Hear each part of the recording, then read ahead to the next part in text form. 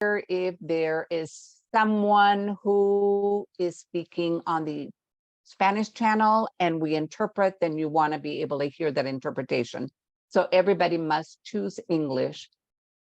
Closed caption, please turn on if you need it. Para español, porque habrá interpretación simultánea en español. En los controles de la reunión o en el seminario web, haga clic en interpretación, verán el mundito en la parte inferior de la pantalla, o sea, en la parte de abajo de la pantalla. Haga clic en el idioma que desea escuchar, español o ES o Spanish. Y para solo escuchar el idioma interpretado, haga clic en silenciar o mute, M-U-T-E, el audio original. Muchas gracias.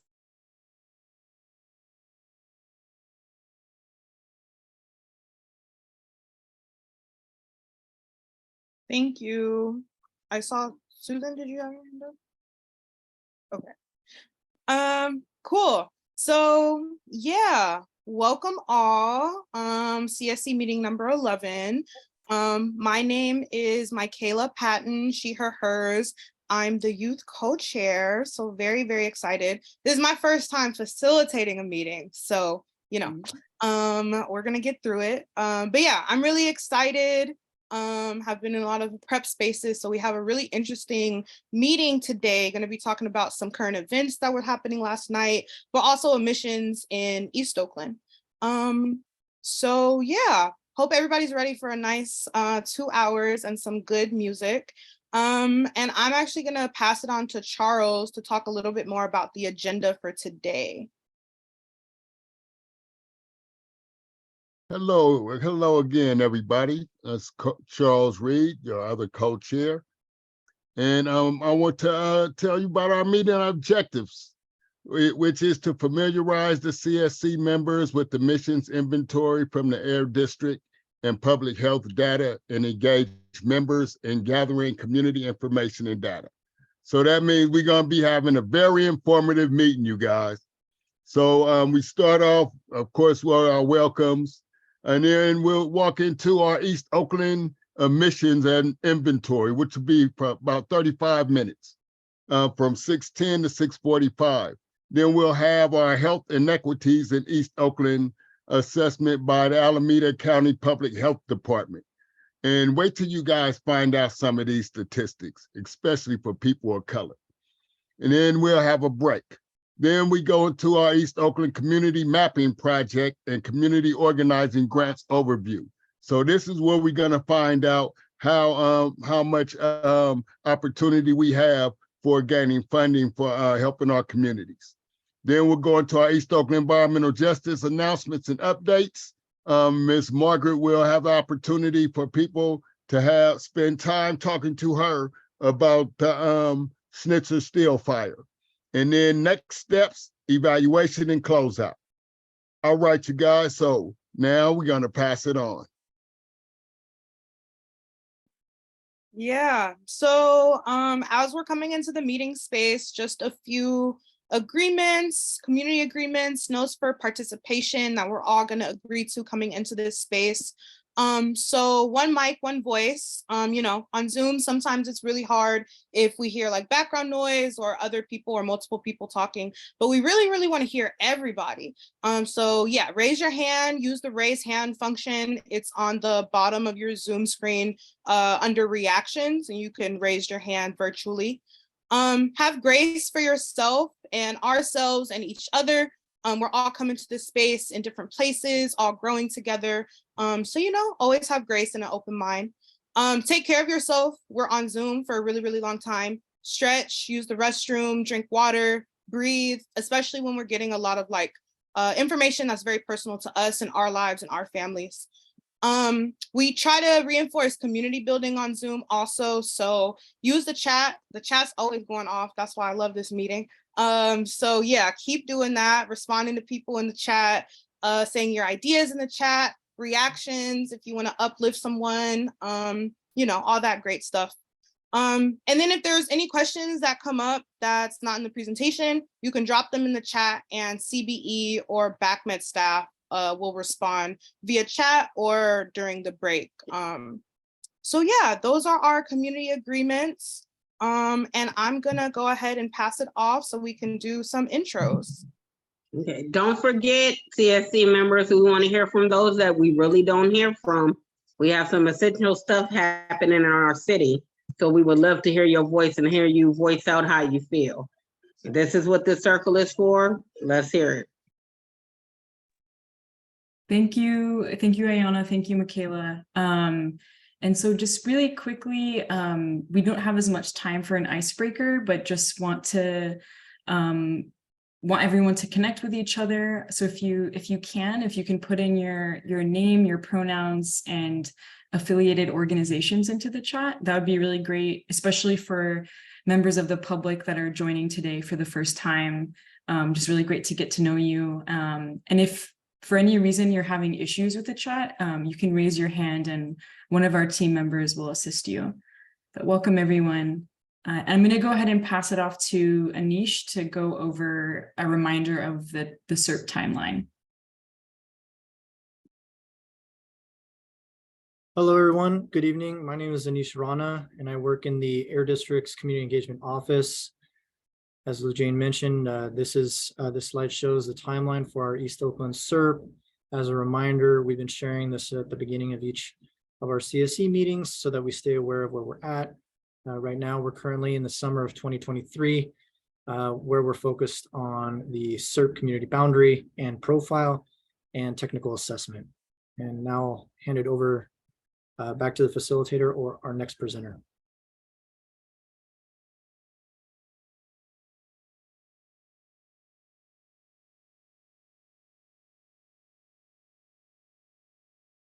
Steve, can we have you on for the draft emissions inventory? Sure.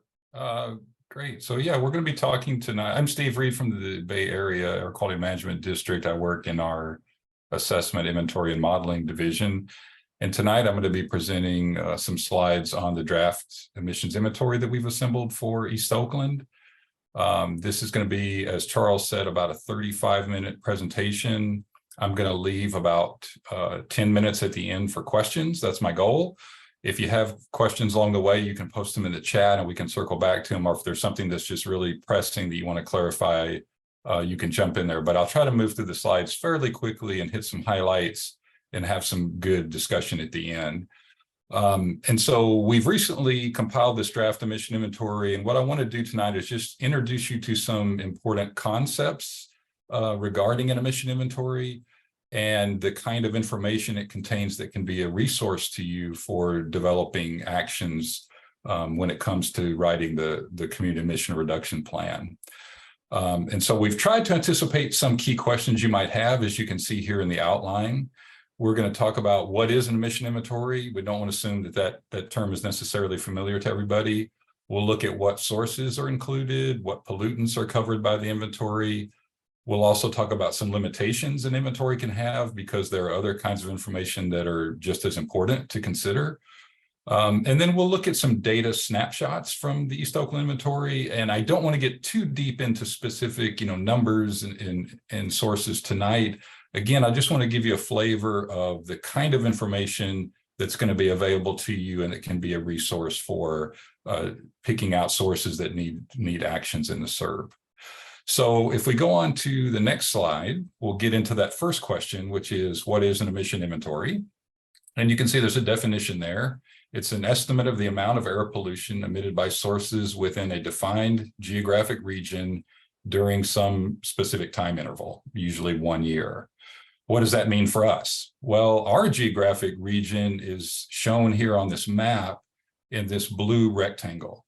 So we talked about this in previous CSC meetings, but essentially what we've done is taken the community boundary in green and we've drawn a buffer around that to capture sources that might be adjacent to the community just outside that green boundary, but still impacting residents within East Oakland. So we want to have a little bit of a buffer zone to make sure that we're considering all the sources that might need specific actions in the CERP. And then the time frame, this inventory is going to be for 2021 for that full year. And that's mandated by CARB based on when East Oakland was selected for the CERP process. Now, importantly, what's the purpose of an emission inventory? Why do we assemble this and go through all this? Well, it provides critical information to you about pollution and sources in the community that will support the development of CERP strategies and actions. So again, it's a resource that you can use to better understand what's causing impacts in the community and what can we do about it. It also sets a baseline for emissions reporting and tracking. That's really important because this is an emission reduction plan. And so we want to be able to track that reductions are really taking place and chart progress as we go into the future and implement the plan. So this gives us a starting point for doing that. And then I'll just brush on this one, but it can also be used as an input for air quality modeling to help us better understand the impacts of specific sources in the community. So it serves some really important purposes. And then as we get in tonight, we'll talk about some of these a little bit more. And if we go into the next slide, you'll see that I've kind of put what I'll call sort of a chain of air pollution here. This is from when emissions occur to health effects on the back end. This is sort of the whole process that happens to cause health effects from air pollution. And so there's a number of different questions that we need to answer to understand this full process. The first question is answered by the emission inventory, and that is how much air pollution is being emitted. That's what we're trying to quantify here with this data set. But we also need to know, well, what's happening to that pollution after it gets emitted? You know, it's interacting with other pollutants in the air and it's getting blown around by the wind and it's depositing onto trees. And so we need to understand how much of it is actually in the air in our community, and that's ambient concentrations. And so we can take measurements and we can do modeling to try to answer that question. And then we want to know, well, given that that air pollution is in the air, who's breathing it? Who's exposed to it? And are some people more exposed than others in the community? And so that's the exposure piece that we want to try to answer. And then the last step is health effects. What is this doing to our health? How is this impacting people in the community? And so there's a whole different chain of these questions we want to answer. And the emission inventory is really just the starting point. And that is that first question, how much pollution is being emitted? But it's an important first step. So if we go on to the next slide, I just want to quickly touch on what sources are covered. And I know this actually has come up in previous CSC meetings, but there are two broad categories of sources, stationary and mobile. That's pretty simple. And the reason we split those out is because stationary sources are largely under the jurisdiction of the Air District, BACMD, and mobile sources are largely under the jurisdiction of the California Air Resources Board. So the regulatory authorities are different for these different types of sources. Now, all of them can be subject to CERP actions. The regulatory piece doesn't limit that, but I just wanted you to be aware of that difference. And under stationary sources, there are two different kinds. There are what I'm calling point sources, and this is facilities that are issued a permit or registered by the Air District. So they're directly regulated by BACMD. And then area sources would be stationary sources that are too small to require a permit. Things like residential sources, you know, fireplaces, water heaters, things like that. But we still want to understand the emissions from those sources, even if they're not permitted. And then mobile sources is two pretty simple categories. We have the on-road vehicles like cars, trucks, and buses, and then we have off-road equipment and vehicles like trains, airplanes, ships, construction equipment. And again, all of these types of sources are included in the East Oakland inventory that we're talking about tonight and that we're going to be sharing with you. So if we go on to the next slide, we're going to talk about what pollutants are covered. And this is getting into the weeds a little bit, and I apologize for some of the acronyms. I think Anish sent out a glossary ahead of time to define some of these things better. But basically, there's two main categories or buckets, I've called it here, of air pollution. One is criteria air pollutants. Sometimes you'll hear CAPS. And the other is toxic air contaminants, or sometimes you'll hear air toxics or TACs. All of these are bad for health. So, you know, we want to eliminate all of them to the extent that we can, but they are regulated and treated a little bit differently. And so just want you to begin to kind of get a sense of that. So criteria air pollutants are regulated based on air quality standards. That means that EPA or the Air Resources Board has set a level that is meant to represent clean air, meaning this is the amount of this pollutant that can be in the air before it causes any harm. And we're still considering that to be clean. And an important example that we'll talk about in some upcoming slides is fine particulate matter, or PM 2.5. Now, air toxics are a little bit different. They also cause health effects, cancer, serious health effects, but they don't have any safe exposure limit. So they don't have that same kind of a standard that's considered to be safe or clean. And so examples there would be diesel particulate matter or diesel exhaust and benzene. And again, we'll look at some other examples as we go on, but just kind of keep that in mind that there's these two sort of broad categories. Okay, so if we go on to the next slide, we're going to talk a little bit about limitations of the inventory. I hope so far you've gotten the idea that this is an important data set and it's useful, but it doesn't give the whole picture, as I showed earlier with that sort of that chain of air pollution.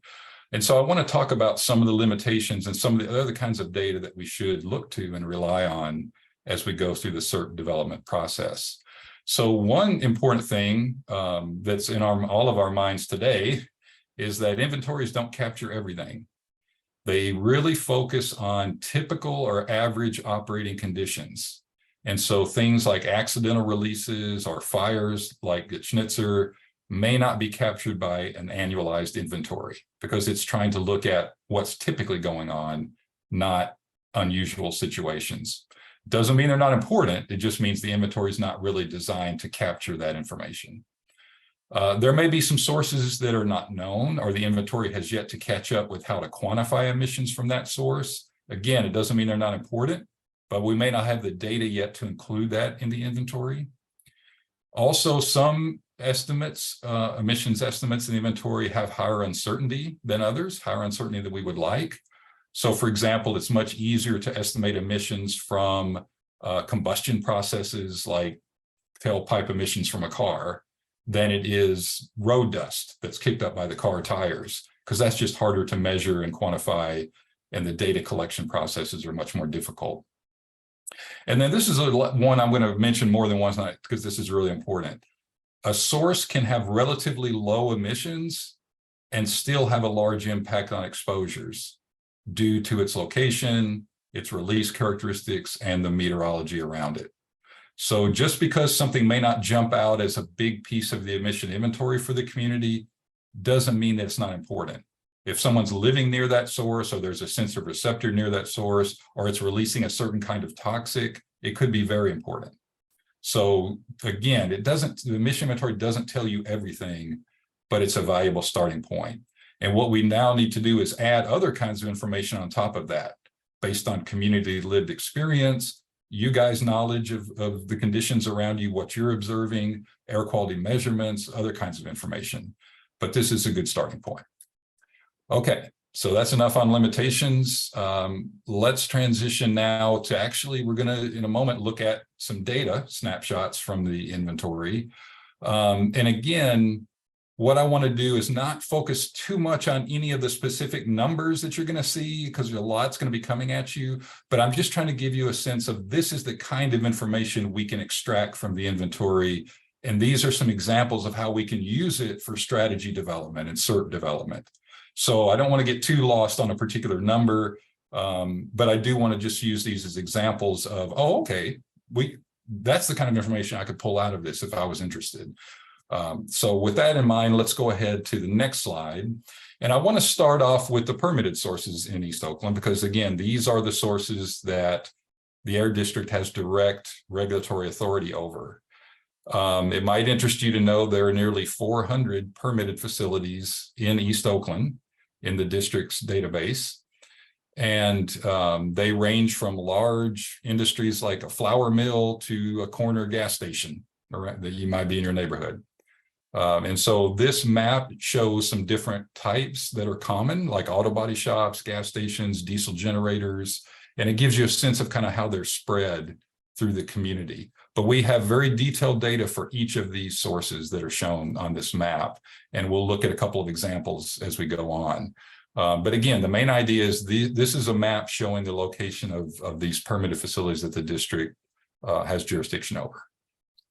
If we go to the next slide, we're going to step back a little bit because permitted sources are not the whole picture. And we're going to look at how different sources influence the inventory.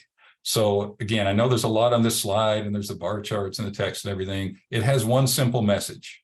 And the simple message is, depending on what pollutant you look at, the mix of sources may be very different. And so it's important to understand what in our community is emitting this particular compound and what can we do about it. So that's what I want you to see here. And I've just pulled two examples from our criteria air pollutant inventory, or our CAP inventory: nitrogen oxides and fine particulate matter. So as it says here, nitrogen oxides are gases that form from fuel combustion. And so what that means is that they largely are emitted by mobile sources. So you can see here within East Oakland, and all the numbers I'm going to show you are just for East Oakland tonight, 87% of all NOx emissions are coming from mobile sources. Over half, you can see there that light blue chunk at the top, over half is from the off-road mobile source sector. And if you drill down into that a little more, what you would see is that the single largest source is Oakland Airport. Aircraft and ground support equipment operating at Oakland Airport. So right away that tells you, okay, the airport might be something we need to take a close look at and understand. And that's something you already knew, of course, but the inventory can sort of validate that and put a number on that for you. For fine particulate matter, the picture looks very different. 3/4 of it is coming from stationary sources, those area sources and permitted sources. So the picture looks very different than NOx. And we're going to talk more about fine particulate matter as we go on, because this is a very important pollutant from a health concern. PM 2.5 is basically tiny particles in the air that can be inhaled and can penetrate into lung tissue and into your bloodstream and cause premature mortality and all kinds of respiratory and cardiovascular problems. So this is a pollutant we want to pay special attention to. And for that reason, I'm going to focus on it a little bit more in this next slide. So if we go on to the next slide, what I've done is I've split out that bar chart from the previous slide, from slide 17, and shown you what's going into these different pieces of that bar chart. And again, this won't get into these numbers too deep in detail, but this is just an example of how we can use the inventory to drill down and see what's really contributing to the emissions of different pollutants in the neighborhood, in the community. So you can see here, for example, if we drill down into that area source piece of the bar, residential fuel combustion and construction dust are the two biggest sources that jump out at you. If we look at the permitted or point source inventory, you see Davis Street Transfer Station, Gallagher and Burke are two facilities that jump out, the milling company that I mentioned earlier. And then for the mobile sources, I've already talked a little bit about aircraft and ground support equipment. You see that along with construction equipment. And then also you see paved road dust, which is a really important source that a lot of times you don't think about. You think about tailpipe emissions coming out of cars and trucks, but actually paved road dust is an increasingly important part of mobile source inventories. So again, not getting too much into these individual numbers, more the concept of this is the kind of information the inventory has. And this is how we can begin to analyze it to figure out what are the problems, what do we want to tackle. Okie doke, let's go on to the next slide. And we're going to do the same thing for these toxic air contaminants, kind of that second bucket of information or pollutants that I talked about, the TACs. And again, there's a lot on this slide. I'm not going to go through all of it in detail. I just wanted you to have this information, but it has a simple takeaway again. The simple takeaway is that not all air toxics are created equally. Some of them are much more harmful than others. And so we need to understand their relative toxicity and the kinds of health effects that each one of them has. So the East Oakland inventory has emissions estimates for 144 air toxics, and that sounds overwhelming, and it is. But they're not all equally bad, if you will. And so I put a question on the slide here just as an example, and I'm going to give you the answer, so I don't expect you to chime in. But which is worse? If you live next to a source that was emitting 1 ton per year of benzene or 1 ton per year of diesel particulate matter. Now, most of us say, well, I don't know. They both sound bad. But if you look at the relative toxicity of them, you can start to answer that question. From a cancer risk perspective, diesel particulate matter is actually 10 times more toxic than benzene. And so it would take 10 tons of benzene to be as bad as 1 ton of DPM from a cancer perspective. So that's, again, just the kind of information the inventory has to help you do that kind of comparison between different toxics. And so I've listed here, I won't go into detail, but there's 3 different types of toxicity that we look at and we compare: cancer risk, chronic hazards or chronic health effects, which are more from long-term exposures, and then acute hazards or acute health effects that more result from short-term, sort of more high-intensity exposures, like from an accidental release or a fire. So again, just want you to get that message that they're not all created equal, and we need to kind of understand how each of them impact human health differently. And we'll get into that. Okay. If we go to the next slide, I have just another bar chart sort of example to illustrate that point a little further, just to kind of beat it to death here. So what I'm showing here on the left is the total air toxics inventory for East Oakland by mass, meaning by weight, the total pounds of emissions or tons of emissions that happen each year. And so if you look at that, you can see over half of it is coming from stationary sources, area sources and point sources. But once you do the toxicity weighting and you recalculate those contributions, you see that mobile sources take on a more important contribution to cancer risk, chronic hazard, and acute hazard risks. And that's because pound for pound, air toxics from mobile sources tend to be more toxic than the types of air toxics that are typically emitted from stationary sources. That's not universally true, and there are some stationary sources that emit very dangerous compounds. But again, just speaking generally, that's going to be true for the inventory as a whole. So again, this illustrates how toxicity weighting can change the picture and help to understand where the risks are coming from. So we'll unpack it more as we go forward into strategy development and really digging into the inventory. Okay, let's go on to the next slide. And I've got here a table of some specific air toxics. And again, I just wanted to kind of familiarize you with some of the terms and some of the names of some of these compounds.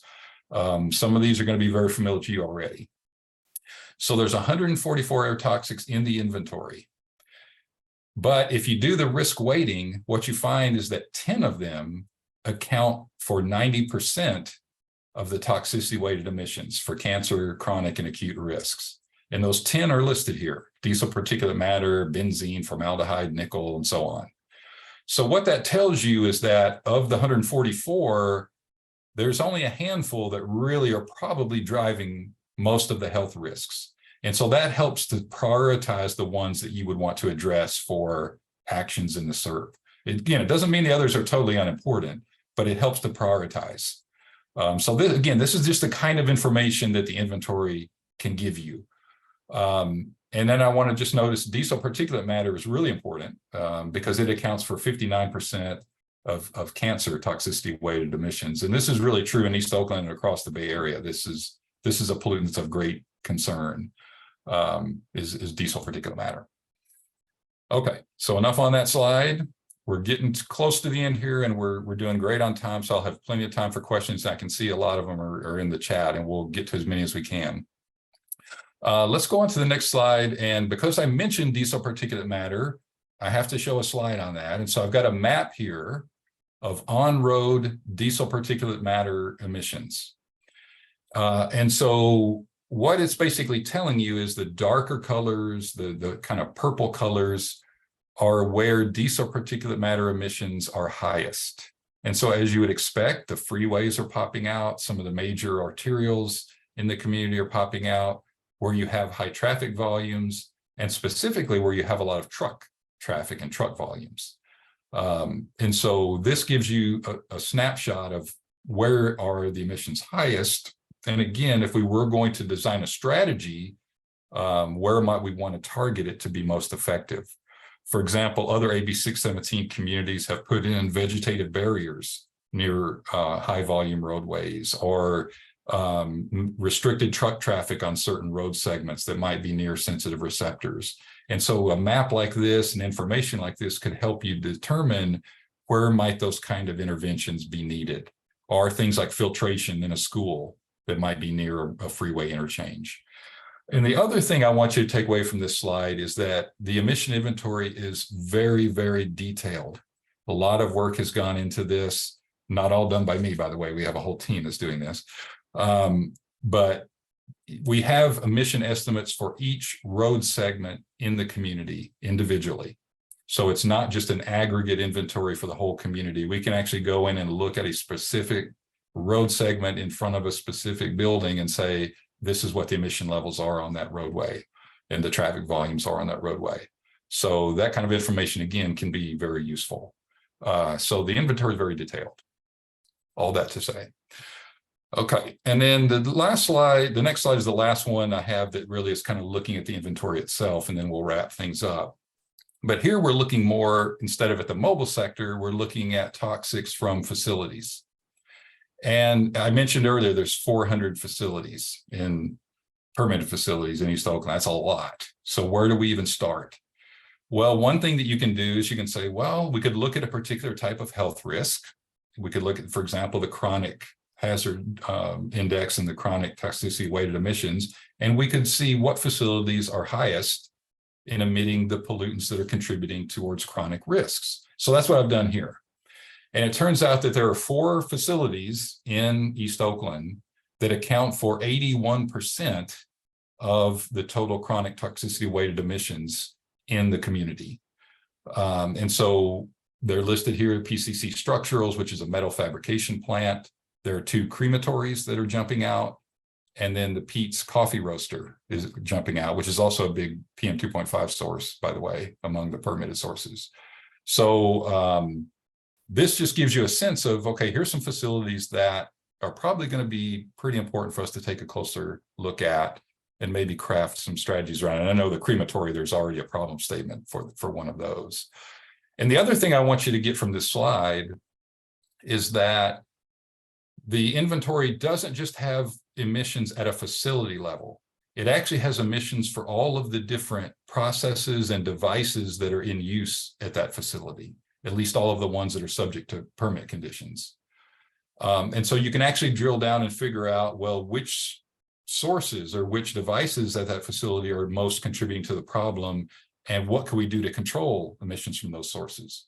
And the inventory also has not just the total chronic toxicity weighted emissions, but we have individual pollutants.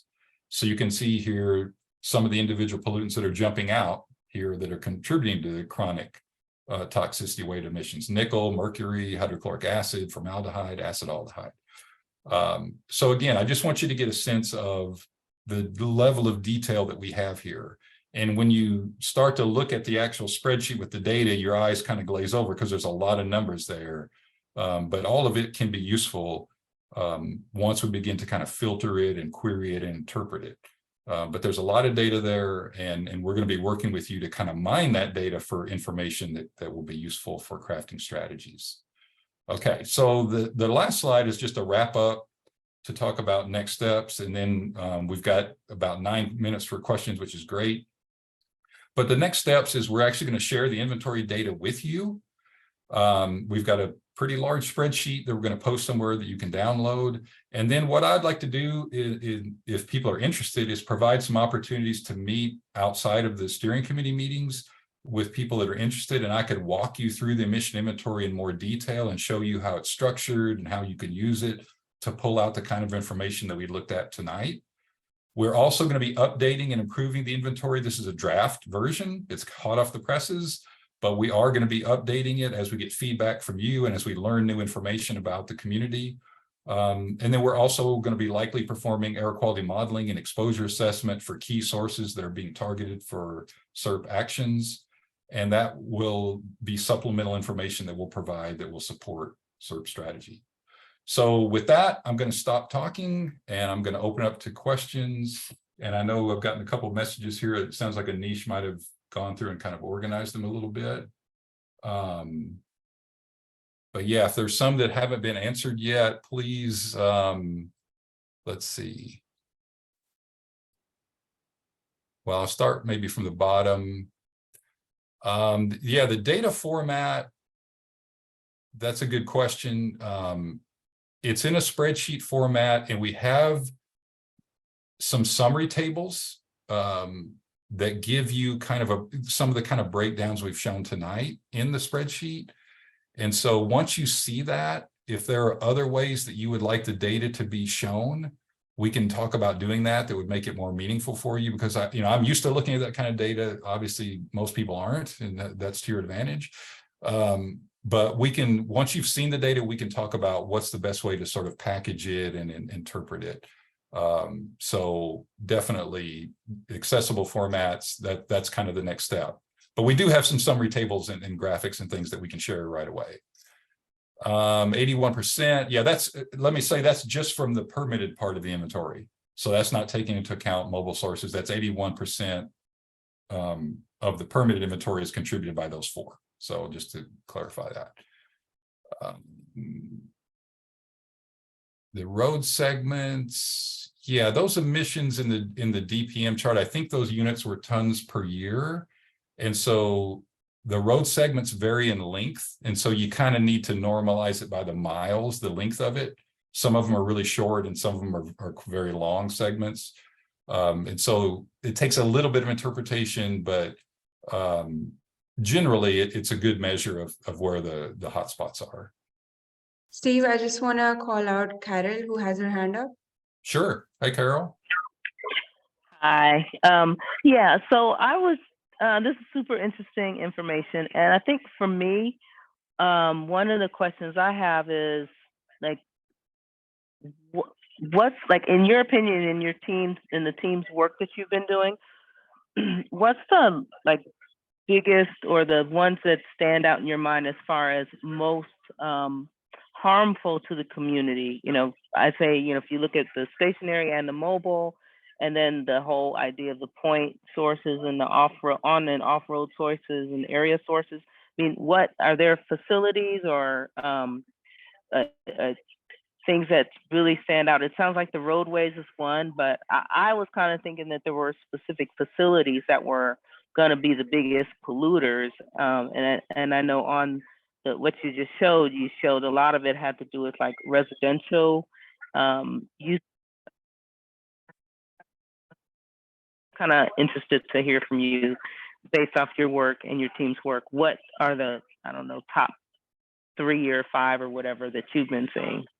Yeah, that's a really good question. And it's a little hard to answer because it depends on what pollutant you look at. And also it's a little difficult for East Oakland. It's going to be a little challenging because, you know, I've done similar work and our team has in West Oakland, of course, and in Richmond, North Richmond, San Pablo.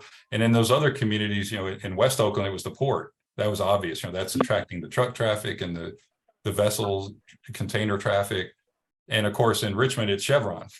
Yeah, Chevron and General Chemical, right? Yeah. And so, but in East Oakland, it's a much more diverse group of sources. And so like you mentioned, roadways and freeways are definitely a big issue. The airport is popping out in the emission inventory for a number of different pollutants as being very important. And then there's a handful of industrial facilities that are jumping out. Some of the ones I showed, like the crematory, the transfer station, Gallagher and Burke, Pete's coffee roasting. That's and there's a handful kind of a others. surprise, yeah. Yeah, Pete's so is kind I of a think surprise because you don't think of it as you know, the roasting facilities, I guess, would be what the problem is, right? Yeah, exactly. And my guess is as we dig into this, some of the things are going to be already in your mind. And then there's going to be some new ones to be like, oh, I didn't really realize that was potentially a problem. So I think that's the next step, is to work together with the steering committee to mine this data a little bit more and organize it and present it in some different ways to kind of drill down to figure out, okay, what are the pollutants we're most concerned about? What are the key sources of those pollutants? And then how can we begin to craft strategies around them? So we have kind of this initial sense, but there's still questions yet to be answered. So Yeah. I'm glad you asked that. That's the $10,000 question. Yeah, thanks. And Charles, yes, I see your hand. First of all, Steve, I want to thank you for a very informative and actually a great presentation. I mean, you brought so much to us that we didn't know. One of the things I did want to find out, and I think I brought this to you before, is how would we be able to include the mapping of high complaint sources from community members in this process? And how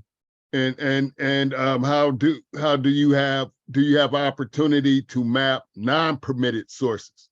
And because we know they exist, but these are sources that aren't being accounted for. Yeah, thank you, Charles. And that actually enables me to kind of recap a point that I think is super important. And that is, just because something isn't in the inventory or maybe is a small part of the inventory doesn't mean it's not of concern. And so some of those non-permitted sources you're talking about may be in the inventory. Some of them may not be even in the inventory, and we need to assess those. And so in terms of additional data that will supplement the inventory and give us a different view, I know there's going to be this mapping exercise to go through and get feedback from the community. And I think there's even going to be talk about that later tonight, of how we're going to go through this process of community mapping to identify concerns from community members. That's equally important, if not more important, than the emission inventory. And then the other piece of the puzzle is developing a sense of where complaints and enforcement actions have happened. And so our community, compliance and enforcement group will be talking to you as time goes on and make a presentation like I did tonight, except instead of focus on the inventory, they'll focus on which facilities have had violations, have had complaints, have had enforcement actions against them. And that's another very important piece of the puzzle. So those other kinds of information are going to be brought to bear as well over the days and months ahead. But this is just one piece of the puzzle that's a good starting point. But you're absolutely right. We need to map those other kinds of information. We need to combine the different pieces of information and see what the whole picture is telling us. So this is just a start. We got a time check? So I think we're pretty much at time. If there's anything, we'll go through the comments. Maybe somebody can help me kind of capture those, but we're happy to follow up by email if there's something that didn't get answered tonight. But I really appreciate everybody's attention, and I look forward to working with you all to mine this data a little better. So thank you. Thank you so much, Steve.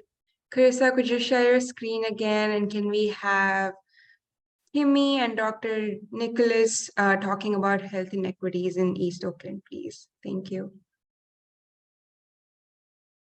Thank you. Good evening, everyone. My name is Kimmy Watkins Tart, and I'm the Public Health Director for Alameda County. And I'm here along with our County Health Officer, Dr. Nicholas Moss. Next slide. In our section, we'd like to cover a little bit about the role of public health, who we are, describe some of the pollution burdens and health impacts for East Oakland, share information on key population characteristics that may be factored in when developing mitigation and prevention strategies, and we'll touch a little on a few solutions that are underway. Next slide. Now, many people kind of confuse and conflate public health with healthcare delivery, but public health is a different beast. And the public health role really is, and what public health is about, is the science and art of preventing disease, prolonging life, and promoting health. And this is done through organized efforts and informed choices of both society and organizations, public and private communities, as well as individuals. And as I mentioned, this is distinctly different, although we do work a lot with a healthcare delivery system, is different from our healthcare delivery system. Next slide. Our public health department has a long-standing history of working toward more equitable health outcomes in Alameda County. And we envision a county where everyone, no matter who you are, where you live, how much money you make, can lead a healthy, fulfilling, and productive life. And we work towards that vision or North Star, if you will, by working in deep partnership with the community while at the same time respecting diversity and ensuring that we are, and this is kind of what's happening now in this work that we're doing, we're protecting the health of the present as well as future generations. And so it is really important for us to always be looking ahead and really thinking through the decisions that we make today and how they affect tomorrow. And before we go further, we need to also ensure that we're all operating with the same understanding of what health equity actually is. And so for us, health equity means that everyone has a fair and just opportunity to be as healthy as possible. This requires removing any and all obstacles to health, such as poverty, discrimination, and their consequences, including powerlessness and lack of access to good jobs that pay fair wages, quality education and housing, safe environments, as well as healthcare. Next slide. And now I'll turn it over to Dr. Moss, who will talk through some data that we'd like to share. Thank you, Director Watkins-Tart. Good evening, everyone. So if we could go to the next slide, please. I'm going to start off with the Cal EnviroScreen composite indicator. So this map shows Alameda County with the Cal EnviroScreen composite indicator score mapped by census tract. The Cal EnviroScreen is a way to show both the exposure and vulnerability to pollutants for different communities. And it combines into one score measures that fall into 4 broad groups: exposures, environmental effects, sensitive populations, and socioeconomic factors. Higher scores and on the map, more intense colors indicate greater exposure and vulnerability. As you can see, many census tracts in East Oakland have a higher Cal EnviroScreen score than the rest of the county. Due to historic and existing discriminatory housing and planning policies, as well as other systemic inequities, including systemic racism and economic inequality, communities of color and low-income communities are more likely to be located next to and directly affected by pollution and poor air quality. Not everyone reacts to air pollution in the same way. Sensitive populations, such as children, the elderly, and those with underlying health conditions are more vulnerable to the effects of pollution. Exposure to pollution can cause or worsen your health, making people too sick to go to work or go to school or simply go outside. Next slide, please.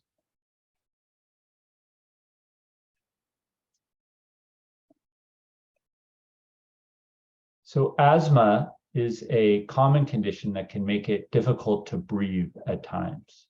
Some individuals with asthma may experience minor symptoms such as coughing or wheezing, while others could experience major problems that can limit their ability to enjoy daily activities. In severe cases, asthma can lead to life-threatening attacks. Asthma cannot be cured, but its symptoms can be treated. Air pollutants, exhaust fumes, and chemical irritants increase the chances of developing asthma and can trigger or worsen the symptoms. So asthma hospitalizations and emergency department visits are important health events for us to monitor. This map of the county shows asthma hospitalizations and emergency department visits by zip codes with more intense colors showing more hospitalizations and emergency department visits. Here you can see that East Oakland is in zip code areas with the highest rates of asthma, emergency department visits, and hospitalizations in the county. For East Oakland, as well as the rest of Oakland and the county, children experience the highest asthma rates. Next slide, please.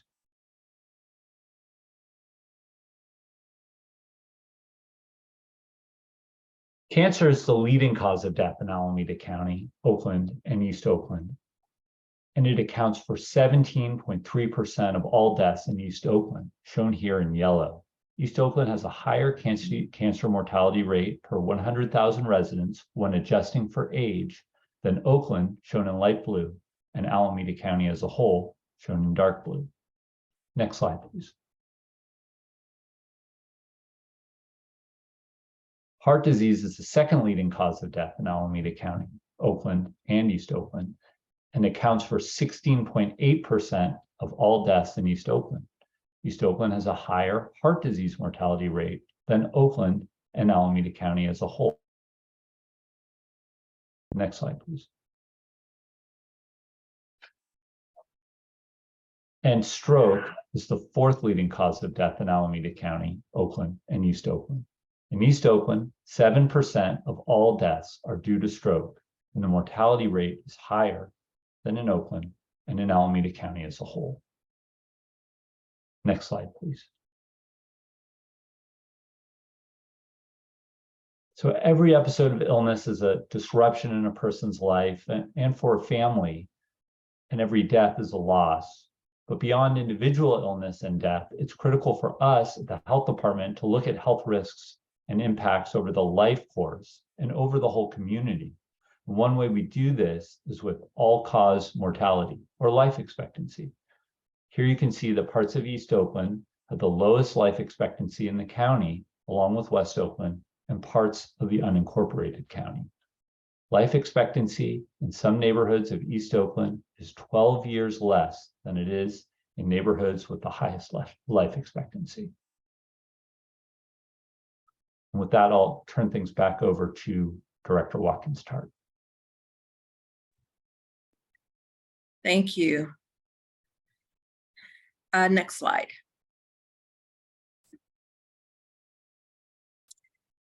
Overall, in my section here, I will talk a little bit about the demographics of East Oakland and how they've changed over time, and then go into solutions. Overall, population in East Oakland has increased greatly since the 1940s, going from about 100,000 people to roughly around 200,000 residents. East Oakland is a very diverse majority minority community of color. And East Oakland is slowly reaching a large Latino majority. Since 2000, there have been decreases in the number of African Americans, as well as increases in the number of Latinos that have moved to East Oakland. Though there have been decreases in African American, many census tracts in the East Oakland boundary are still about 30% African American. Latinos make up about 53% in many East Oakland tracts. Next slide. For decades, discriminatory housing policies in the United States reinforced neighborhood segregation and disinvestment in communities of color across the country. And this also impacted parts of Oakland. Redlined areas, or areas that were intentionally excluded from investments, align with places that suffer to this day from the most persistent levels of high poverty in our county. For example, poverty rates for children in East Oakland are 7% higher than rates for all over Oakland, as well as 16% higher than for Alameda County. In the face of long-standing disinvestment, locations such as East Oakland have fewer resources and weaker infrastructure to support the health of the community. Next slide. East Oakland, like Oakland overall, has a very old housing stock, with over 35% of housing built in 1939 or earlier. And 64% of East Oakland housing stock was built before 1960, compared to 39% for the county as a whole. Poor housing conditions and exposure to environmental hazards and inside the home are risk factors for adverse health effects such as chronic disease, physical injuries, poor mental health, as well as shorter life expectancy, which Dr. Moss just talked about a little. Exposure to these hazards are driven by a combined influence of both indoor and outdoor sources, the building design and conditions, and the presence and performance of ventilation systems. Levels of pollutants found indoors can even be higher than they are outdoors due to poor ventilation. Next slide.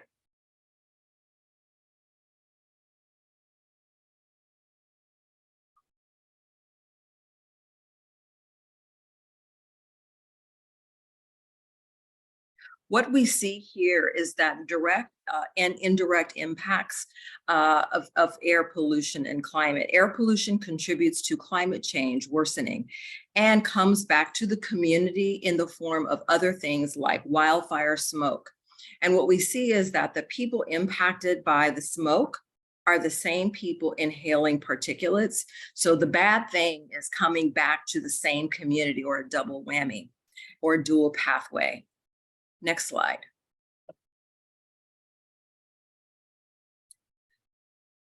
To reduce the life expectancy gaps and improve community health overall, we really have to take a look at air quality issues with a health equity lens and choose interventions that are going to maximize both health co-benefits in heavily exposed and impacted communities such as East Oakland. Our public health department is committed to working in partnership with community members such as yourselves and other stakeholders to support efforts that improve air quality and health in ways that are equitable and involve the most impacted communities in the process of decision-making. Next slide.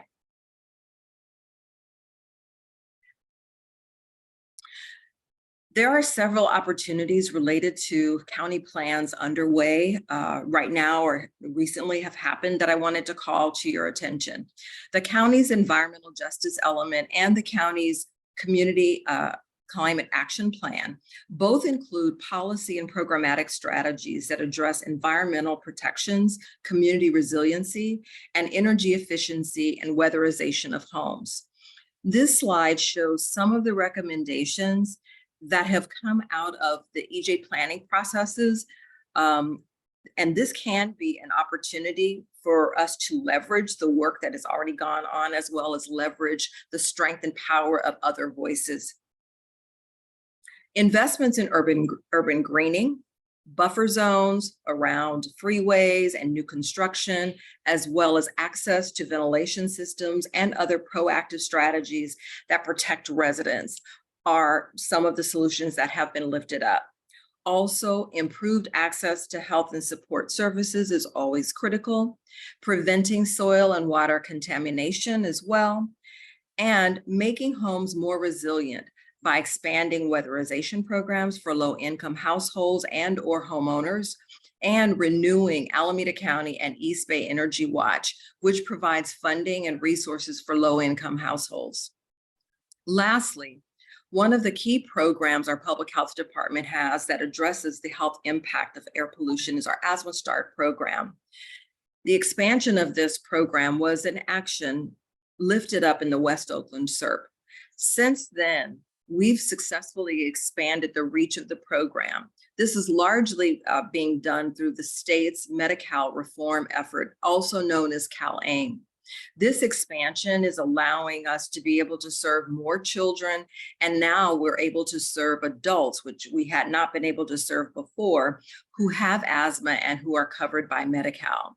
And just as a point of interest, and information, East Oakland, based on the 5 zip codes of 94601, 94603, 621, 605, and 613, has around 190,000 beneficiaries of Medi-Cal, and about 27% of adults in East Oakland have government insurance, health insurance.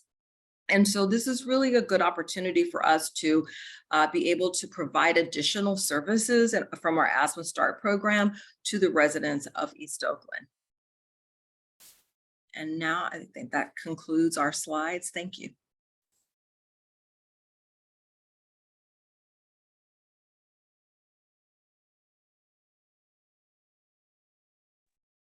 Inviting folks if they have any questions.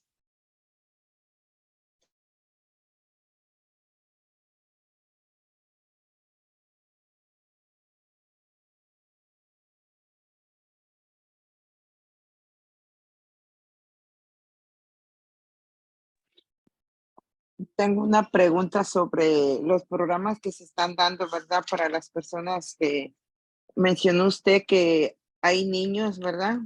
Que tienen asma y que tienen programas adicionales. Quisiera saber yo cuáles son los programas, ¿verdad? Porque yo tuve a mi hija pequeña con mucha asma, estaba siempre internada Y pues la verdad no me dieron esa ayuda que estoy oyendo aquí, a pesar de que ella tenía medical. Entonces ahorita está estable mi hija, gracias a Dios, pero sí quisiera saber sobre Okay, toda yes, esa información, ¿verdad? Que llegue especialmente a las comunidades porque no tenemos esa información. yes, I want to know about all these programs that they have related to asthma that I just heard here, because I had to deal with my daughter with asthma and she did not have access to any of these programs, even though she has Medi-Cal. And I want to know how these programs are reaching the communities and how we're going to benefit from them. So one of the ways that we make sure that people know about the program is through community partners like yourselves, getting the word out. We also get referrals from medical providers. So doctors refer people. People who learn about the program can refer themselves. Currently, the way that our program is structured through the state's expansion, Medi-Cal expansion, the Alameda Alliance for Health, which is the primary Medicaid provider or health insurance for Alameda County, they send us the names of all the patients who have asthma, who have had incidents in the ER, as well as hospitalizations. And I believe currently with the expansion, they're sending us also the referrals of patients who may not have been in the emergency room or the hospital. One of the challenges though that we have is that the data that we get from them, like the addresses and phone numbers, are not always accurate. And so it's hard. And when we start calling people to ask if they're interested in our program, oftentimes the information is old and so we're not able to reach people. But we can definitely connect with you, Marina, and we can share our information for our Asthma Start program if you're still interested for your family. Gracias. Thank you. Marina, thanks so much for your question. Charles, I see your hand. I do want to make sure we hear from folks that we haven't heard from yet before we take your question. Does anyone particularly who hasn't spoken yet have a question on this very important portion on health inequities?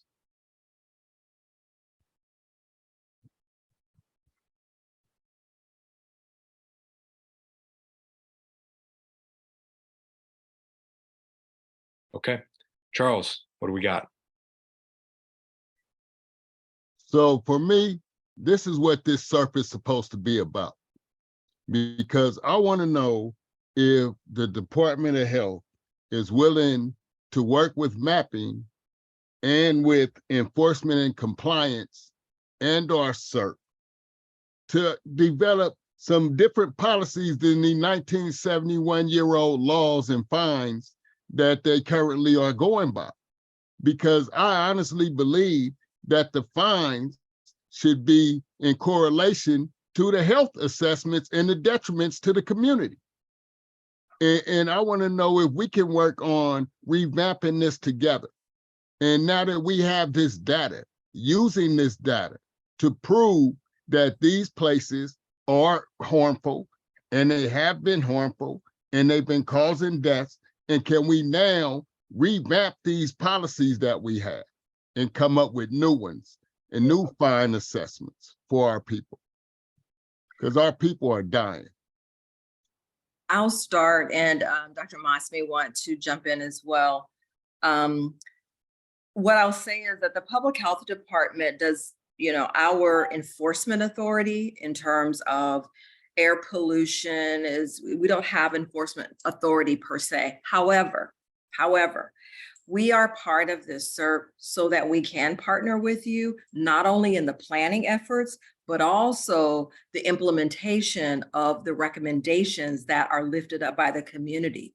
And so you have my word, we will support to the limits of what we are able to do. We will support what comes out of this process, as we have always done in other community planning processes with residents. And so along the way, Charles, we will also let you know if there are things being lifted up that are going to be challenging for us. We will be totally transparent about that, but we're here with y'all to the end.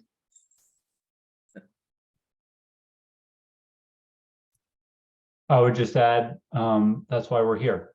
And that's the short answer to your question. And you know, if it's not, if there's a, you know, I think Kimmy answered it great, but if there's not a place where we can step in an enforcement, we probably know who can or what the, you know, what the you know, where we need, what doors we need to knock on for that. So that's why we're here. Thank you all. Mariana, let's go for it. What do you got? Thank you guys for presenting. Some of the facts have been very enlightening for me as a community member. Is there anything that we can do currently as far as individuals or as CSC members to kind of aid in prevention from some of these things that are happening in our community?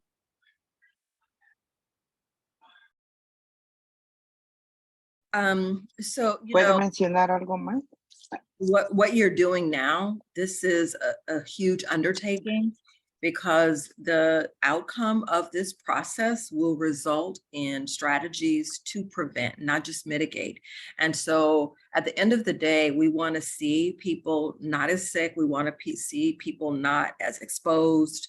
And so that means having powerful policies and strategies that are going to really prevent the exposure. Because once the exposure has happened, yes, there are lots of things that can be done in terms of healthcare services, but as you all know, and many of us, I think every one of us here has, it's either ourselves or someone around us that is living with a chronic disease. Once you have the disease, it's a lot of work and it's hard to manage it and to stay healthy and have a really, you know, productive life. And so really lifting up our voices and leaning in to insist on changing the conditions of the neighborhoods that we live in. That's what we really need to be focused on, all of us. Thank you. I appreciate that. Thank you for sharing. Cynthia. You know, I really want to thank Steve and Kimmy and Nicholas. These have been, I'm being honest to God, some of the best presentations we've had in this space that have been very geared towards East Oakland. A lot of us CSC members live in East Oakland, and we've been wanting to know, like, what's affecting us, what's happening here. Like, we need this information. We can't suggest things if we don't have the information. So in the spirit of that, I don't want us to lose momentum in like information gathering and resources. Do all three of you or anyone here, like, where can we continue to get this information, these resources, so we can stay informed?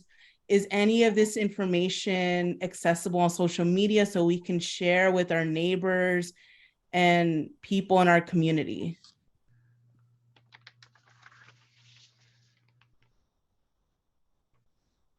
DJ, who did you want to go first? Because I think it sounded like the question was addressed to all three of us, maybe. Or you'd like.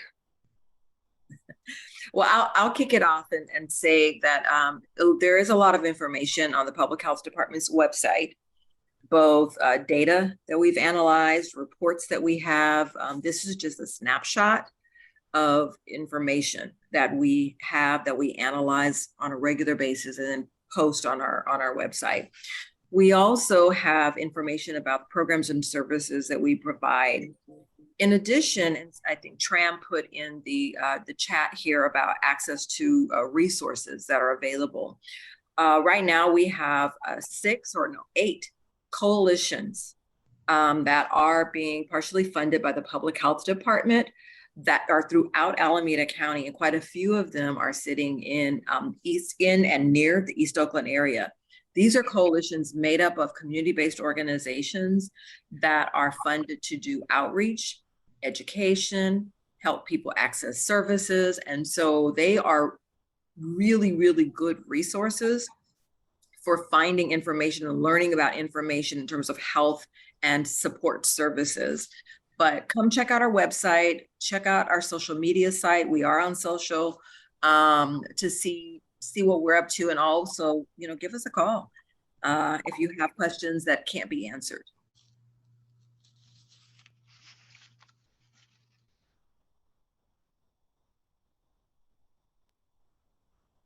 Thank you, Kimmy.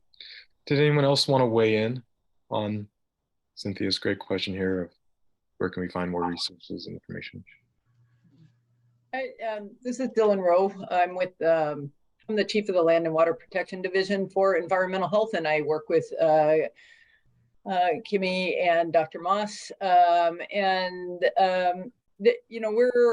My department is another resource. We're a piece of this.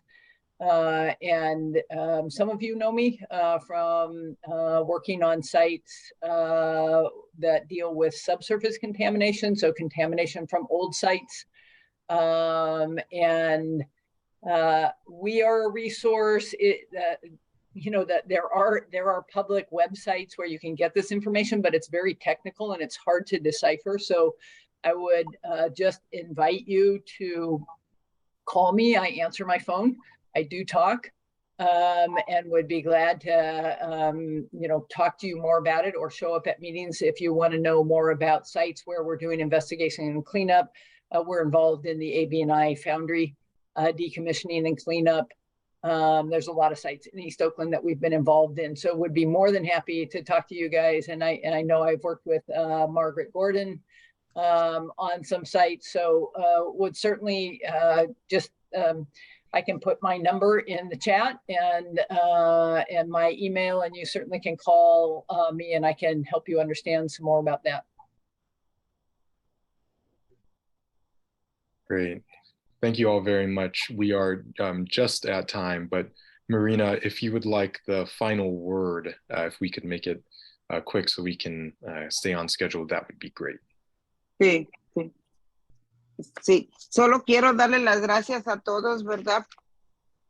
Sabemos todos que tenemos este problema en el AF de Oakland, ¿verdad? Porque vivimos aquí por más de 20 años y qué bueno que vinieron a darnos, ¿verdad? Toda esta información, porque nadie la tenía, a lo menos yo ni la conocía, y eso nos sirve mucho. Saber que nuestra comunidad del este de Oakland es la pobre y la más contaminada, con muchas enfermedades, ¿sí? Estamos hablando de vía respiratoria, de cáncer, de todo, porque todos estamos incluidos, ¿verdad? Como medio ambiente, como salud pública, como el condado de Alameda, como el agua que estamos tomando, que no esté contaminada. Entonces, gracias por todo, por apoyarnos, y queremos que nos sigan apoyando, porque vamos a hacer una alianza todos para poder apoyar a que nuestras comunidades estén sanas. De una forma o de otra debemos de estar sanos todos. Gracias. I just want to thank you guys for being here, for bringing to our attention all these problems in East Oakland. And some of us Good have lived here for afternoon. over 20 years. I just want to say how happy I am that you all came here, that you gave us information that we weren't aware of, that East Oakland has problems and diseases, respiratory diseases, cancer, and all those things. And we have problems with our pollution. And I just want to say that it's great that you're here, that you continue supporting us, and that we hope that we continue working on this. No. You're going to have to kind of like give them like a summary of it. That's how the program works. Let's look into that briefly.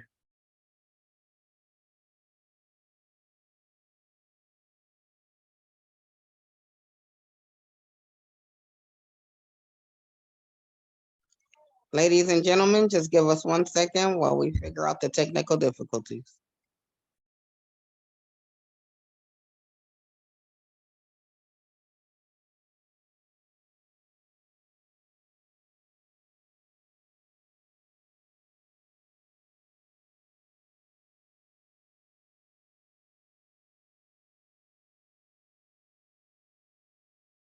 I do hope everybody got a chance to like really hear those sobering facts about our city and why we're here to do this work. I mean, we're here to change these conditions, and that's what environmentalism is about. Changing the conditions, not adapting to them. And I just hope that we heard enough tonight to really, inspire us to work harder and closer together than we've ever done before. And CSC, oh, go ahead. And CSC members, don't be afraid to put on your thinking caps because creativity rules. So what might have worked for the past may not work for the present or the future. So, thinking out the box may help us in a situation. And we all in this together, y'all. That's what we're here for. We're here to work together. So come together and add your voice to a conversation. Let us know what you're thinking. It's a lot of, like she said, it's a lot of creative people out there, and you all a part of this. We all a part of this. And we got to change these conditions. It's up to us. Thanks for sharing that, you all. Just want to check in on the technical difficulty here. Kimmy, were you able to catch that interpretation? Only No. a little bit, me. A little bit. Okay. Yeah. Okay. Look, we all, Summarized, but I don't think she summarized the whole thing of what she said. okay. My Spanish is terrible, so but I was able to catch some of what Marina was saying, and it wasn't all included in the summary. Okay, great. We're a bit behind our break time now. And a great suggestion, let's have the interpreter just share again and move on and close the loop with Marina there. So we're a little bit behind time. We were supposed to have a 5-minute break. With our technical difficulty, we ran over here. Let's just take, folks, how do we feel about, I know we're a bit behind here. Is 3 minutes okay? Show of thumbs from our co-chairs here and folks. Anything? 3 minutes. Cool. Getting a thumbs up. Let's take a quick break. We'll be behind the 8 ball a little bit. So when we come back, let's try and make up some time at 7:20. We'll come back at 7:23. Okay, thank you all. Hello, can you hear me right now? I'm in the English channel. Yeah, I can hear Okay. you. Yes, we can hear you. Okay, I don't know. Could you hear me a while ago or just? We could, but it was it seemed like it was consecutive, not simultaneous interpretation. So I wondered Yes. if but it was meant to be simultaneous, right? Well, Which is actually, what we're no, I used did to. do it. I did do it Yes, consecutive. it's supposed to and be I did take extensive simultaneous. notes. So I did Can you get hear everything Maria she right said. now? I just spoke really fast, but I apologize because I did do it consecutive. Can you not hear Maria right simultaneous. now? Yes. So- I can hear Okay. 2 people. Yep. Okay. Yeah, I think this group is typically, we're used to the simultaneous. It is Yes, so supposed, that it should be simultaneous. It Okay. should be happening at Okay. the same time. Last time I I interpreted for know Marina I was one of switched those over to breakout hear groups. Judy's So I think interpretation. maybe, I couldn't hear it, even though I yeah. had, I'm sorry, my bad. The English, Okay. because I mean, we do this all the time as court interpreters, so I don't know what happened. But if everybody was an English channel, they should have Okay. not been able to hear the Spanish. They should have only been able to hear the English. I'm gonna end interpretation and restart it if that'll help. Okay, yeah, and we can test Yeah. it to see, we can Let's test it try both ways to try to interpret, Okay, Yeah. switching channels to be sure that it works. okay, thank you. Because I know it wasn't working on my end, but it sounds like for some people it was working, but it should have worked for everyone that was in the English channel. And they had their main audio, in Spanish. Let me just do that. Okay, thanks.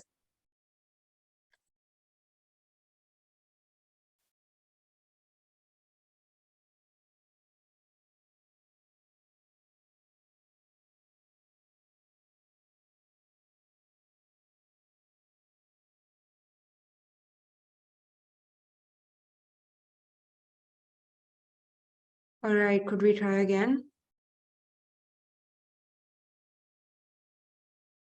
Okay, are you able to hear Maria on the English channel? I can hear you. Yes. Okay, okay. So whoever's in the Spanish channel should be speaking Spanish at the time that they're. Great. Thank you all for getting that sorted out right on time as we are wrapping up our break. So I know it was short and sweet, everyone. Thank you for bearing with us as we worked through some of our technical difficulties. They're getting on the same page. We'll now move on. If we could bring up our slides, please, that would be great. Where we're going to see the East Oakland Community Mapping Project and Community Organizing Grants overview. If we can work through this with 26 minutes as opposed to 30, that would be great to keep us on time, Anisha and Carissa. I know it's a little bit, Carissa, I know it's a little bit of an ask, but turning it over to you all to walk us through this swiftly. Thank you.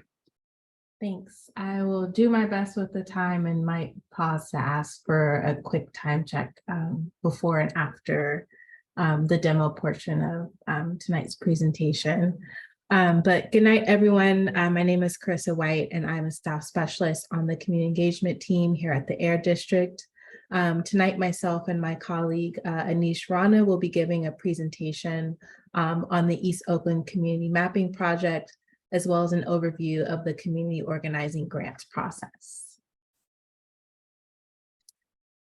So during this presentation, we're going to cover the purpose and overview of the East Oakland Community Mapping Project, walk through a demo of the East Oakland Community Mapping Tool, also known as Social Pinpoint, give an overview and explain the timeline of the community organizing grants, before we close with questions and answers. And we'll also try to fit in a quick Q&A after the demo as well too. So to start with some context, as you all know, the Air District, CBE, and our steering committee have been working together to co-develop a SERP. And a key component of the SERP is the Community Mapping Project, which I'm going to explain a bit more over the next couple of slides. So this project was created to share power with and fund local leaders and organizations to work with underrepresented groups and community members in East Oakland through efforts that would allow them to share their concerns, their stories, and their knowledge onto the Social Pinpoint Mapping platform. So this will help us do a few things. The first is to support the development of the strategies and goals for the SERP. And the second is to engage and hear from more East Oakland community members in the SERP development process.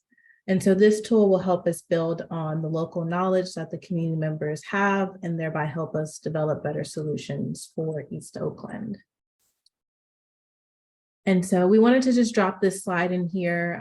I covered a little bit of the overview, but this just has a link to the online mapping platform itself, Social Pinpoint, which has the East Oakland map on it, as well as a link to the quick start guide that includes instructions for how to familiarize yourself with the map and use the tool itself. So what are we collecting? What information are we looking to gather? We have three main points of information that we're asking the community to put onto this map. So the first listed here on this slide is air pollution concerns. So things like air, dust, odors, idling trucks, smoke, anything like that. Another important point is locations where people gather. So we have a lot of sensitive receptor sites listed on the map, things like daycares, senior centers, places like that, but we don't currently have all of them. And so we understand that community members are the ones who know what's going on in their neighborhoods, and we want to gather more information directly from East Oakland residents about those locations. And finally, we also want to look at community strengths and assets. So these are places that represent La comunidad, son cosas, sobre creatividad. Heritage and strength of the local community. And so we're trying to look at the combination of where existing known pollution sites and places that have permits from the Air District are in relation to where people gather and community strengths and assets are, so that we can gather a better picture of what's occurring in East Oakland. So now we'll answer the question of what will we do with this information and data that we collect from community. So part of it is to understand what the community is concerned about. If we don't know what the community thinks is wrong, it's going to be more challenging to help fix it. We also want to get a better understanding of the interactions between regulated facilities, mobile sources, and personal experiences to inform potential strategies and solutions development. We also want to know where susceptible populations are and making sure that we understand where people are and how pollution affects them. We also want to understand better these communities that we are serving, in particular around those community assets, things that are core to the identity of a community and that are important places that we need to be aware of. Go to the next slide. Okay, so now I'm going to try and transition to a demo of the tool itself. So there's a link to the Social Pinpoint East Oakland Community Mapping Tool embedded on this slide here. And then I also wanted to include some snapshots of what the tool looks like from a mobile phone here. And it actually looks quite similar to what it would look like if you're using the tool from your desktop. But just wanted you guys to have an idea of what it'll look like from your phone. So the first page, web page that I want us to take a look at is actually the East Oakland 617 page. And very quickly, I just want to point out this announcement or information box at the top here that just points out the community organizing grants application that's open, as well as some of the key dates and contact information if you or any organization that you know of is interested in applying to be a part of the community organizing grants for the mapping tool. Also on this page is another link which will bring you to a subpage for the East Oakland Community Mapping Project, which is this page here, which just includes some more information and background about the tool itself, including a quick start guide and link to instructions for the tool itself, and then a link to the East Oakland Community Map. And then this is some of the information that I already covered within the PowerPoint, so I won't go into detail about that information there. So now I'm going to click on this link. It's going to open up the map very slowly.